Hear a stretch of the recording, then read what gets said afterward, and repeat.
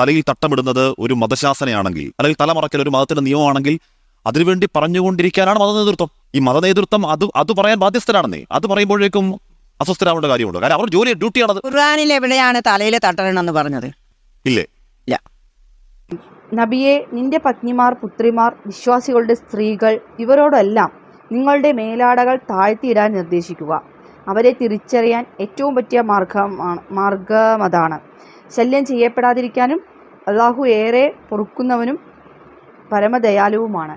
ഇതിൻ്റെ അർത്ഥം മനസ്സിലായോ ആവോ അല്ലേ? നമ്മുടെ ഉടയാടകളൊക്കെ നമ്മുടെ മുഖത്തിൽ എല്ലാം മൂടി മറിച്ച് നടക്കുന്നതാണ് ഏറ്റവും നല്ലത്. അതായിരിക്കും പെണ്ണിന് സേഫ്റ്റി എന്നതാണ് ഇതിൽ ഉദ്ദേശിക്കുന്നത്. അപ്പോൾ ഇവിടെ പറഞ്ഞിട്ടുണ്ട്. ഇതിനെയാണ് ആ ഒരു ലേഡി ഇങ്ങനെയൊന്ന് സംസാരിച്ചത്. പറഞ്ഞിട്ടേ ഇല്ല എന്ന് ഉറപ്പിച്ച് പറയുന്നത്.